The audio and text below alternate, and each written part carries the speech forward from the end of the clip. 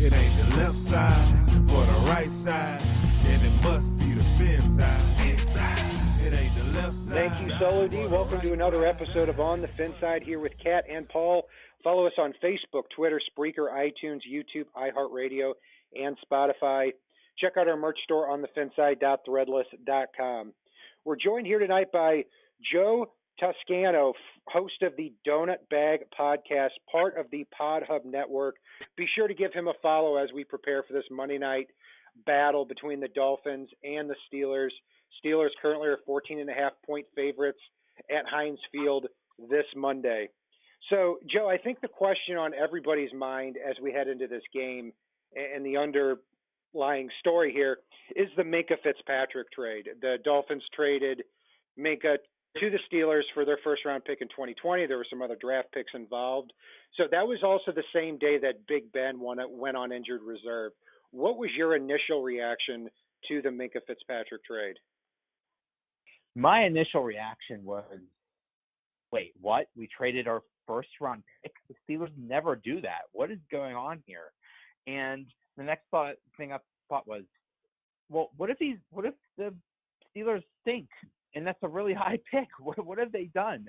And then when you hear more about Minkah Fitzpatrick, and he's basically awesome, and I think it was just like a opportunity that the Steelers couldn't pass up. So the more I learned about him, I like the deal. I like it now. He's fitting great with the team. He hasn't really done anything very flashy, but I think he just helps overall. And I think the way the Steelers are using him is just to eliminate the deep threats, and I think he's been great at that. So he's fitting pretty well so far. Yeah, and he's back there, and at the last game the Steelers played, he played all 62 defensive snaps at free safety, opposite Terrell Edmonds, former first-round pick, at strong safety. Now, staying on the quarterback position, Big Ben out for the year, obviously. Mason Rudolph had that wicked hit in Week 5 against the Ravens, where he had the concussion. He will be back this week, as you know. So, do you think that factored into them? Do you think Mason Rudolph factored in to the Minkah Fitzpatrick trade, thinking they already have their quarterback of the future? Yeah. I think the Dolphins. I'm guessing when they shopped Minkah Fitzpatrick that a lot of teams were offering their first-round pick. And I think the Dolphins chose the Steelers because they said, well, Ben Roethlisberger got hurt. They're going to be bad. This is going to be a high pick. This will be great. And the Steelers were thinking the opposite. They were thinking, well, we have our backup quarterback. We'll be fine. We'll just plug him in, and we won't be as good as we were with Ben, but we'll still be good. Well, that hasn't exactly happened. Mason Rudolph he started slow. The problem with him is he's afraid to make a mistake. Afraid of making a mistake, does not take chances, does not throw the ball. His first couple of games, he didn't throw the ball down the field at all, and it's just a little maddening. And people are blaming the offensive coordinator for that, and that's not really the case. Even the offensive coordinator said, hey, I would love him to throw the ball downfield also. He's just not, and that's just it. He was just afraid to make a mistake, throw an interception. And so what they did, so his first start was against San Francisco, and that was an absolute disaster. Then he played against the Bengals, and they had a lot of wildcats. They had a lot of shovel passes that technically count as passes. So his numbers look good. I think he went like 24 of 28 or something like that. But it was just extremely low-risk passes.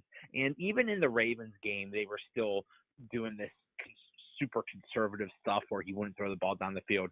Then they got down 10-0, and he decided, okay, well, I better let it rip. And he started to throw the ball down the field a little bit and was successful, but then he got knocked out of the game. Yeah, he had that long pass to Juju Smith-Schuster, and we started to see some of that he was showing at Oklahoma State, throwing the ball downfield a little bit more. Other than that, when I've watched the Steelers game, I've seen a lot of dump-offs to the running backs, which is fine to a certain extent. But I think this is the week that Mason Rudolph really starts throwing the ball a little bit deeper because, let's face it, the Dolphins really don't have much of a pass rush. So he's going to have a little bit more time right there in the pocket. So obviously they've lost some receivers over the last couple of years. We don't have to go down the AB route, but Juju Smith-Schuster is their number one guy. He had a monster season last year, but their second and third receivers and their tight end position, other than Vance McDonald, some new faces there this year. Yeah. So Antonio Brown was gone. That's a huge loss. So everybody thought, well, okay, now Juju has to be the number one. How is he going to do in that? And it's still an incomplete. He has a couple touchdowns, and those were basically him making superhuman efforts. I mean, that was basically just him making the play and making a great play. Other than that, he really hasn't done much. And then I think it goes back to what I was saying about Mason Rudolph just not taking chances down the field. In the San Diego. Oh my gosh, I'm sorry. I call the Chargers San Diego. We did it 100 times when we played them 3 weeks ago. Don't worry about that. In the game against the Chargers, they just like you mentioned, there was a lot of dump offs to running backs. And so they had great games, but I think each of the receivers only had like 1 or 2 targets or something like that. So it's hard to figure out. Yeah, there's Juju at number 1, and then at number 2, they thought it was going to be Dante Moncrief, and that was an absolute disaster. The poor guy, I think he broke a finger or something like that, or had some kind of finger injury. And I don't know if it's that or just a mental thing, but he was a complete disaster. He dropped balls. And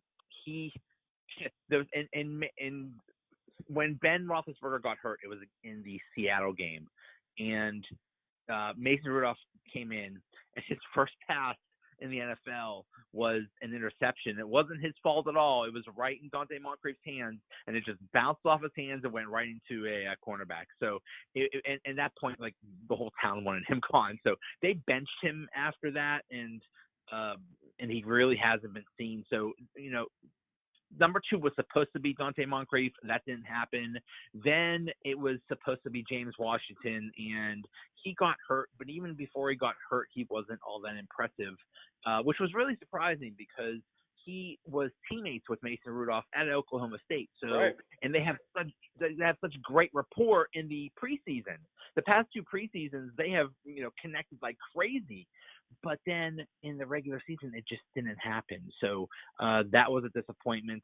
Then and now it's basically Deontay Johnson, who is the 3rd round pick this year, and he's looked good, but he's a rookie, so he's still trying to figure out. So yeah, that is a big question. I think Dante Moncrief is going to come back. He did make a really nice catch in the Chargers game, so I think he's going to have a little bit of a redemption. I think he's going to be the number 2 guy, and they really need that because they need, losing one of the best wide receivers is a huge adjustment that they still need to figure out, and they need all the help they could get. So that's something they still need to figure out. Yeah, Deontay Johnson, I saw the snap count in the last game they played. He had 41 compared to Moncrief's 19. And they play a lot of 2 tight end sets there with Vance McDonald and Nick Vannett, as you know, too. So the personnel groupings are going to be interesting because Juju, if Xavier Howard is expected to be back in this game, he should draw Juju. And then from that point, these other wide receivers are going to have an opportunity to step up, and Mason Rudolph should find time to throw there on offense. On the defensive side of the ball, if you take a look from top to bottom, it seems like they're littered with first-round draft picks. I mean, just about every position. I know they lost Stephon Tuitt, who is a former second-rounder, to injured reserve last week. But before we even get into the defense, obviously as Dolphins fans, we've got our mind on 2020 a lot. And 2 interesting names to maybe look out for Dolphins fans and Steelers fans for next year. Javon Hargrave, their nose tackle, is somebody I've always admired. And he's scheduled to be a free agent. And then Sean Davis, I know he's your 3rd safety now after the drafting of Terrell Edmonds and trading for Minkah Fitzpatrick. Those 2 players, Davis and Hargrave. Do you see them getting to the free agent market in 2020? What's been kind of the latest talk on them? Yeah, I do. Usually what the Steelers do is they will, if there's somebody that's about to be a free agent next year, if they really want them, they'll sign them to an extension right before the season starts. And they did not do that with Hargrave or Davis. Davis, it was assumed. I mean, he really, he's been, I don't want to say average, but basically he's just been an average safety. He's not bad, not bad, not good. He's just basically league average. He's okay. Hargrave, it's hard to say because he shows that great potential, but then sometimes it happens and sometimes it doesn't. So the Steelers are still going to have cap problems. They don't have much space. They won't have much space next year. So unless they somehow clear up a bunch of space or do something, I don't see them signing Hargrave or Davis or Bud Dupree, the outside linebacker, who is having also a very nice year. Finally, it took him 5 years, but they finally got a good year out of him, and he'll probably gone too. I remember being really high on him in the 2015 draft, and he fell down there. And he should be going up against Dolphins left tackle Jamarcus Webb. So I think you might see that sack total go up a little bit for him too. But that's a great observation on him too. He's 6'4", 260 pounds. Hasn't ever quite gotten over that hump, but this year he is getting to the quarterback a lot more. And it's really the strength of this defense, as you know, with the Steelers, is their linebacker core. I mean, Devin Bush is having a rookie of the year caliber season, at least here at the beginning. TJ Watt looks like he's getting better and better. What can you say about this linebacker group? It's funny. In previous years, the Steelers had to rely on their offense, and the defense was just either not good enough or you just hope that they're barely good enough. And this year it's the exact opposite. The Steelers, the defense has really stepped up. The main problem with the defense in previous years was they just did not have any takeaways. They had to be near the bottom of the league in takeaways. This year they are, I'm not sure what the numbers are, but they are getting a lot of takeaways. It has been great. I think that the main thing is that the difference is, first of all, they have in free agency they got cornerback Steven Nelson, and he's been great. He's been doing great. Unfortunately, he's injured. And then they traded for Devin Bush in the first round, and he is just getting better and better every week. He is everything that they thought he would be, and he's a playmaker. He's fast. That's what they basically, when Ryan Shazier got hurt a few years ago, they did not adequately fill that slot. And because Ryan Shazier was a fast linebacker that could cover wide receivers. He could rush. He was a tackle machine. He was awesome. And his loss left such a huge hole in the defense that they just could not recover. And now they got Devin Bush, and they were able to fill that spot. And so he's been doing great. And then of course Minkah, I think he, like I said, I think he's had some. He's forced some fumbles, made some interceptions, but I think his main contribution is he just completely shuts down the deep ball. Teams are just not able to make deep passes against him, and that was another problem with the defense in previous years. So it's just all coming together. Also, you mentioned Stephon Tuitt. He was maybe the best player. He was just an absolute force on the line, and now that he's hurt, there's concern that the defense won't be as good because the line won't be as good. That puts more pressure on the linebackers and the defensive backs. So we'll see how that goes. But yeah, the Steelers defense is looking really good, and they keep getting better every week. Yeah, and they added Joe Hayden here a couple years ago to be that cornerback. I think they signed him to an extension here this past year. Just has been a solid player since he came out in out of the college ranks in 2010. So yeah, it looks like on defense, it's certainly getting a lot better for the Steelers. They're allowing about 4.1 yards a carry to opposing running backs, and the quarterback rating against them this year is at about 88. So pretty good numbers there. And you've obviously got the physical potential at that position too. So two questions for you here, Joe, before we let you go, is number one, what is your prediction for this game? And number two, because the big question on everybody's mind is, what is your prediction for the Steelers' record at the end of the year? Well, my prediction for the game, I see that the Dolphins have been playing pretty well the past few weeks. They almost beat the Redskins. They made it close against the Bills. So I think this isn't a team that got destroyed by the Ravens in Week 1. I think they're getting better. But the Steelers on Monday night, I think they're under Tomlin, they're undefeated or something like that. I think that there's just something about that. They're also wearing their Color Rush uniforms, which is supposed to mean something. I don't know, but I think the Steelers are going to win.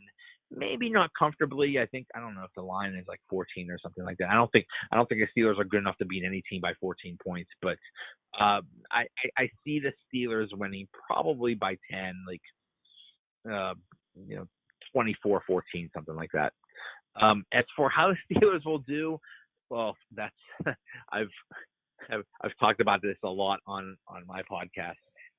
We just looked at the schedule again, and we're just trying to see is this still a playoff team? Can we still make the playoffs? Can we still have a winning record?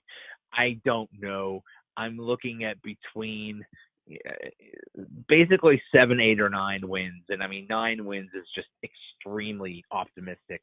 That is just, just my putting on my Steeler colored goggles there. But yeah, I think realistically you're looking at 7 or 8 wins, and that'll get the Dolphins pretty good draft pick. Yeah, if they end up getting, I think our baseline has always been the 11th pick again, and beating the Chargers last week certainly helped that, because, man, I was so angry. I'm sorry. Look, I like the Steelers too, but I was so angry because Minkah. I've got Minkah's jersey. That's a whole different story. But and then we trade him there, and I'm looking at this Chargers game thinking if they go 1-5. I don't know if they're going to recover from that, and now we might be talking about 2 top 5 picks. I really wanted that, but I'm also happy too that look, I'm not going to insult your intelligence. I'm not happy that the Steelers won last week, but I do think they've got a lot of good things going for them, especially with that defense. If you can continue to get Devin Bush and T.J. Watt and Cameron Hayward and these players playing at a high level, I think that when that schedule starts to weaken here a little bit toward the end of the year, you've got the Bengals twice, you've got the Browns, who suddenly aren't looking very tough anymore. Yeah, maybe they can make a late playoff run. Yeah, that's the thing. They started off bad, but look who they played. The Patriots, who are amazing. The 49ers, who are undefeated. Seattle's good.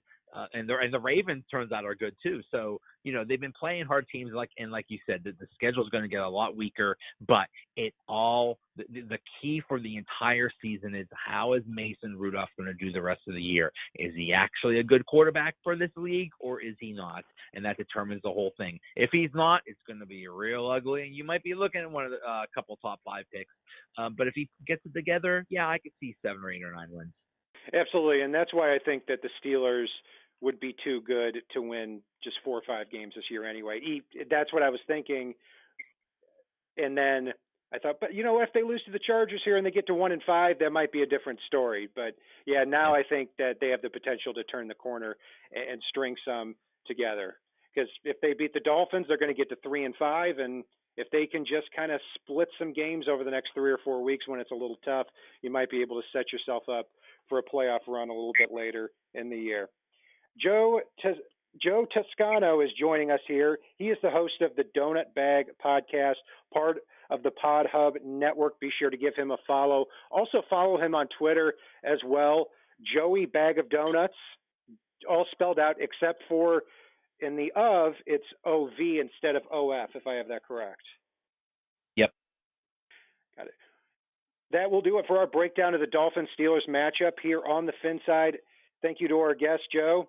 And you can follow Paul and I on Facebook, Twitter, Spreaker, iTunes, YouTube, iHeartRadio, and on Spotify. Be sure to check out our merch store on thefinside.threadless.com. And if it's not on the right side and it's not on the left side, it is on the Fin Side. Solo D, take us home. It ain't the left side or the right side, then it must be the Fin side. It ain't the left side or the right side, then it must be the Fin side. Listen, Dolphins fans across the land all tuning in to see what Brian, Cat, and Paul about to do.